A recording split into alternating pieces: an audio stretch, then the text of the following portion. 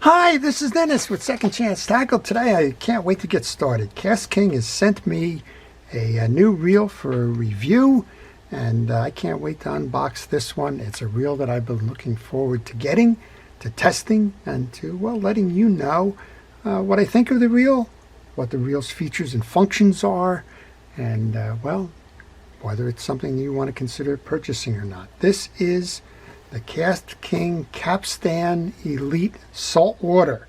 And well, if you're in an area that is saltwater friendly for fishing, New Jersey is all surrounded by saltwater for the most part, then this is something that you might be interested in because of all of the features and functions packed into what I believe is a value-priced reel. Now, it's not an inexpensive reel. The reel is priced at $149 for the 5,000 size manual bail reel.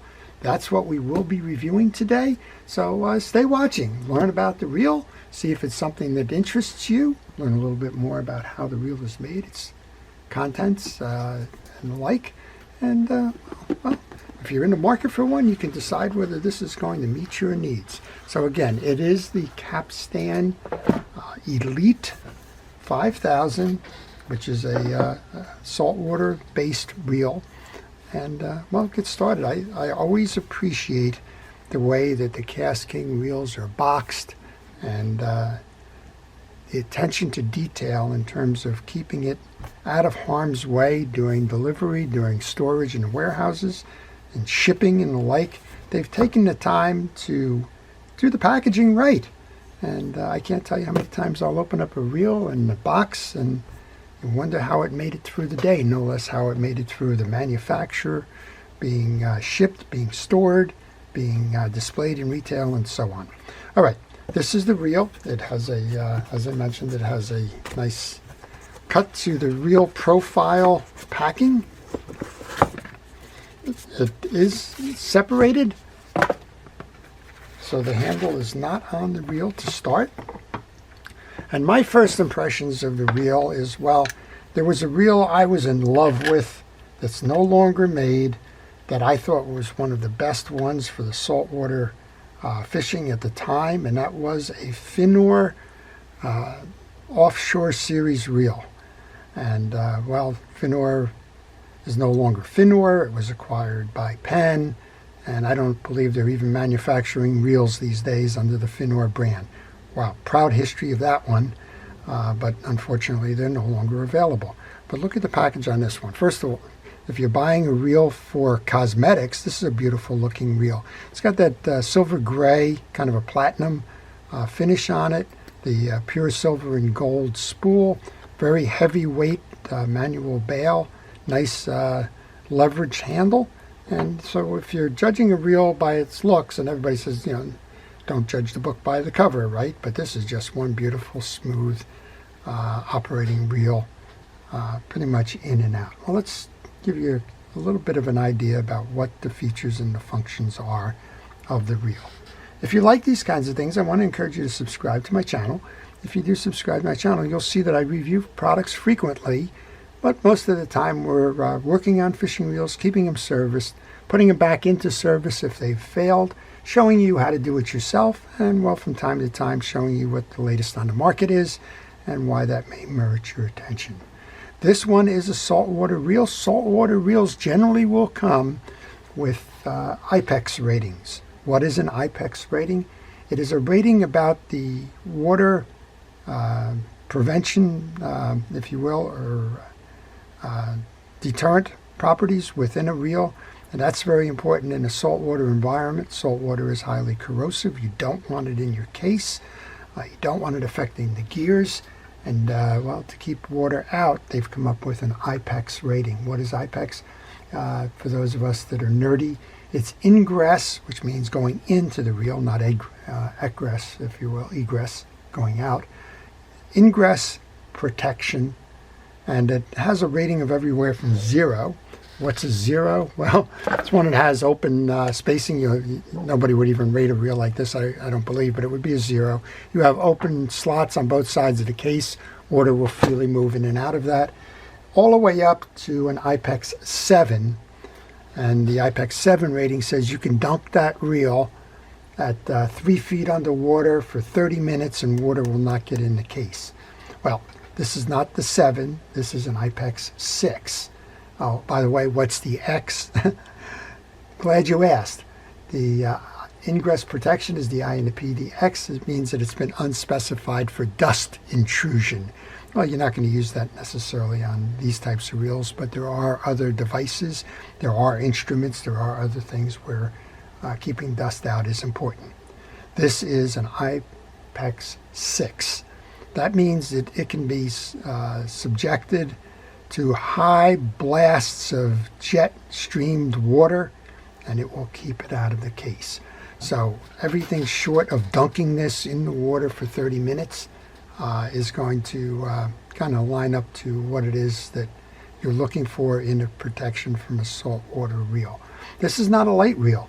This is one that's engineered from high quality materials. You're not going to find graphite or plastic or anything like that inside this reel. This is a metal reel. The outside case is an aluminum body. It is a reel that has the slotted spool to shed the water. Inside it has 6 ball bearings and an anti-reverse clutch, so a 6+1 bearing system. And well, I really appreciate the reel. The slotted spool has cross hatching that's been cut right into the spool. That makes it braid ready, where you do not need to back the spool up with monofilament. The top end of the spool, wow, what can I say? It's a 4-drag system. In that 4-drag system, you're going to get 40 pounds of max drag on the 5000 series reel. 5 and 6000 have the 4-drag, and that delivers that 40-pound max drag. Very important, particularly in a saltwater environment and the fish that you'll be targeting. That tells you a lot about the reel by itself, right? You can land the big ones, that drag is not going to fail. If you move up, interestingly enough, to the 8000 size, and this is available in the 8 size, that has 5 drag washers in it. All of these drag washers, this one as well as the other versions of this reel, are carbon fiber discs. So those of you that understand Carbon X as one of the types of washers, this is a carbon-based washer. They go under different names. And the 8000 size with that additional disc has 55 pounds of max drag. Wow. That 8000 size is more attuned to, well, going for things like tuna and that, where you're going to use a spinning reel for trolling on a boat. That's probably where those are going to come in. We said that it is an IPX 6 rating. How do they keep the water out? Believe it or not, they have 15 seals in this reel. They're rubber-based seals. They're inset into grooves that are cut inside the case and where water would get in. And within that, those grooves, there's also a greasing in there as well, so that even if the water gets to this point coming through our case, it's got to go through the case, it's got to go through the groove, it's got to go past that rubber seal to get in there. So that's a pretty powerful piece, and sealed in 15 different places. The ball bearings themselves, as we talked about, you have 6 ball bearings in here. They are double shielded ball bearings to keep the water out, and of course that's kind of critical in that regard. So aluminum body, cut spool, braid ready, 6 ball bearings. What else do we got when we get inside the reel? Well, inside the reel, you've got high strength aerospace type metaling for your gears. On your pinion gear, it's an alloy. On your main gear, it's manganese brass. The manganese brass is about 20% stronger than the traditional aluminum cut gearing that you will see, and it's 95% stronger than the zinc alloy gears that you'll see as well. I just got a reel in the other day, had zinc alloy gears in it. 3 or 4 teeth were shredded on it. you can expect that this will handle much better than that will. Again, every time I look at this, I want to say that this is a Finoro offshore reel. It's just a beautiful reel. It does have a power handle, which makes it comfortable, because you're going to be doing with some heavy-duty fight in the fish that you're going to be landing with this. It's an ergonomic design. It gets your hand away from the reel by pulling you out. It has a nice ball bearing in that handle to help you control the fight of the fish. And it also has a manual bail. We had mentioned this starting. A manual bail means that you flip the cast and you manually flip the reel back. If you just try to spin it, well, that's exactly what's going to happen. Funny enough, people who buy the reels and never looked at the features and functions ask me all the time, Jesus, I just got the reel and the bail's broken. Well, no, it's not broken. It's a manual bail. By the way, best practices that I always recommend, if you can open and close your bail manually, regardless of whether it has the trip or not, I always recommend, and personally I always cast by using the manual feature to it. Now, KastKing will tell you that the manual feature reduces line twist, and well, that's something engineering that I probably don't know enough about to discuss.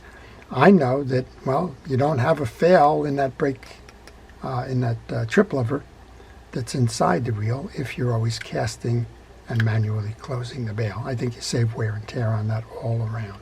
So a feature-packed reel, one that easily competes against the ones that are on the market today, like a Penn Slammer or a Penn Spin Fisher. I think it's probably comparable to those. Just a nice reel all around. I think you've already got my opinion on it. I like the reel a lot. I can't wait to put line on it. Our striped bass season is just going to be starting.